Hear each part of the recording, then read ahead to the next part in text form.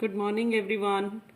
I hope you all have completed yesterday's task, exercise 1.1, and I am also expecting that all the questions of the exercise are clear to you because I have not received any query on my WhatsApp number. So I am expecting that rational numbers concept is clear to you, right? Yesterday I asked one question that what do we mean by irrational numbers. So today we are going to talk about irrational numbers. Let me again draw yesterday's diagram. Yesterday we first talked about which numbers? Natural numbers. Natural numbers were 1, 2, 3, and then if 0 is included, 0 is also taken with these natural numbers, we get whole numbers. And if negative numbers are also included, negatives -1, -5, -53, -18, and positive numbers are already there inside. So this is called integers. And then we had taken what? Rational numbers. Rational numbers में क्या क्या लिया था? We took negative decimals, positive decimals, negative fractions, positive fractions, -0.6, -1/4, 1/8, or we can say 1.24, 2.87, 29.1. All these numbers make the domain of rational numbers. And yesterday we said that we have to do now irrational numbers. So irrational numbers are what? Irrational numbers are the numbers which are not rational. That means we cannot take any other circle inside or outside. We will have to take irrational numbers which are totally separated from rational numbers. Irrational numbers. Now, what are irrational numbers? Yesterday we did the definition of rational numbers, that the numbers which can be written in the form of P upon Q, where Q not equal to 0 and P and Q were what? They were integers. Right? So if they are rational, what will be irrationals? Of course, the numbers which cannot be written in the form of P upon Q, which cannot be written in the form of P upon Q. Right? If you cannot write the number in the form of numerator upon denominator, then those numbers are called irrational numbers. Now, if they are not written in the form of P by Q, then how do we represent them? Right? The question is, then what are irrational numbers? Most of the time, if we take the numbers in the under root sign, we did under root earlier also, under root 3, under root 2, root 5, root 8, the numbers inside the root which are not perfect squares, they are irrational numbers, right? The numbers, if I take here root 4, is 4 a perfect square? Yes, 4 is a perfect square and the root of 4 is 2. So this is not inside the root. So we can say that root 4 is not irrational. This is rational, right? So we are saying the numbers which are inside the sign which cannot come out are called irrational numbers. Let me talk about root 8 also. Root 8 can be written as 2 multiply 2 multiply 2. 3 2s, 2 to the 4 to the 8. और root में जैसे आपके pairs बनते हैं, you take them out. We have already done in 8th class. So it will be 2 root 2. still it is there inside the root. So 2 root 2 is an irrational number, right? If we have something in a number which is in the root, then that number is called irrational number. Now, if we talk about the numbers in the decimal form, right? If we talk about the decimal form of these numbers, then how will we be able to tell whether the number is rational or irrational? For example, if you are given a number 2.423423, if I ask, is this number a rational or irrational? This number is rational or irrational? We have already done that the numbers which are written in decimal form, whether positive or negative, they are rational numbers, right? Now, if so, we are saying that this is rational. If I take the number 2.424242, this dash dash dash, this number is also rational because it is also in decimal form. But here we have to study one more thing, that if I take the number 2.423423896429 dash dash dash, in this case I am saying that this number is not rational, this is irrational. How this is irrational? If we have a number in decimal form, in that case, first of all we have to check whether its decimal part is terminating or not. Terminating means it is getting finished. यहाँ पर इसके बाद dash dash dash नहीं है. Dash dash dash means the number is continued. So we have this number up to 3 only. We do not have anything after 3. So it is terminating. So when a decimal number is terminating, it is rational, right? Now what we can say in this case? This is not terminating. Then also we are saying this is rational. In this case, we have one more case when after decimal we get some digits which are repeating again and again. The same part is repeating 424242. In that case, the number will be rational, right? So the decimal expansion of rational number either terminates or it repeats itself, right? And what about irrational numbers then? The numbers, again we are saying the numbers which are not rational, they are irrational. So the numbers which do not terminate, which do not repeat, right, which do not terminate, not terminating because I have put dash dash dash, and not repeating 423 here it has been repeated, but after that the order is changed. So we can say that this number is neither terminating nor repeating. So this is an irrational number, right? Okay. After this, we are coming on representation of these numbers, irrational numbers. Can we say that irrational numbers be represented on the number line? Yes. All the rational numbers, all the irrational numbers, when we combine them, when we combine these numbers, they all make real numbers, right? They all make real numbers. All the rational numbers, all the irrational numbers, they are collectively called real numbers. And all the real numbers can be represented on a number line. I hope this concept of irrational numbers is clear to you. If not, then please listen the video again. Now we are starting exercise 1.2.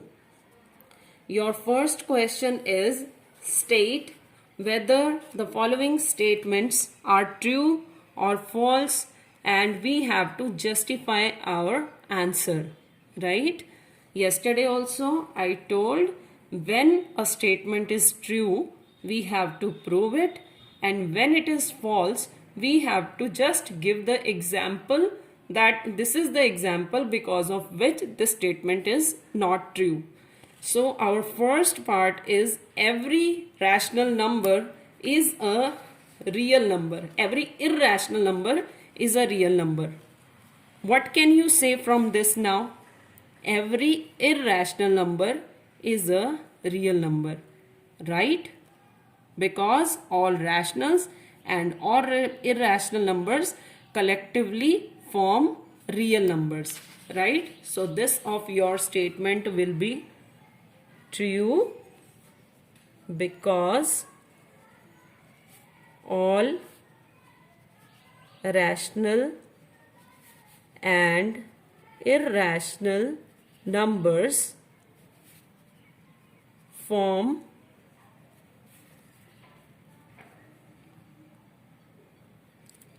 are collectively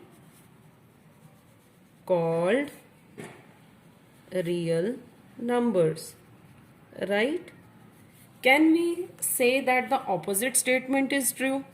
If I say my question is every real number is an irrational number, will it be true? No, it will be false. Every real number, I am saying all the real numbers are irrational numbers. No, reason because we have rational numbers also which are real numbers, but rational numbers are not the irrational numbers, right? Let me come on the second statement now. Your second statement is every point on the number line is of the form under root m, where m is a natural number. What they are saying, this is a number line. क्या लेते हैं number line पर? We take 0, 1, 2, 3. Here we take -1, -2, -3. Can this 1 be written as root 1? Can this 2 be written as root 4? Root 4 is equal to 2. What can we write root 3? What can we write 3? 3 is equal to under root 9. This is what they are saying in the question कि number line के ऊपर हर number को क्या आप under root something, under the root any number लिख सकते हैं? No, we cannot write because we have negative numbers also, and negative numbers are not the roots of any natural number, right? More than that, other than that, if we take any number here in between 1.5, 1.5, what can it be written? It will be the root of 2.25, and 2.25, it is not a natural number because they are saying in the question that the root m means m. It should be a natural number. So if we are saying under root 2.25, 2.25 is not a natural number. So what do we write for this? That this statement is false because square root of natural number is always positive and it can never be negative, right? So we are saying false because negative numbers are also there on the number line which cannot be written as under root m. Clear? Now coming on the third part, every real number is an irrational number. Now only we have done, अभी आपको बताया था first part जब मैं कह रही थी कि इसका उल्टा कर देते हैं. Every real number is an irrational number. So this is false because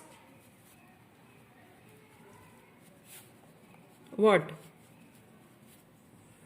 Rational numbers are real but not irrational. Clear? Okay. Now the next question, question number 2 is, are the square root of all positive integers irrational?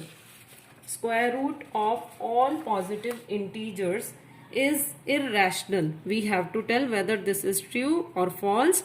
If not, give the example of square root of a number that is not a rational number.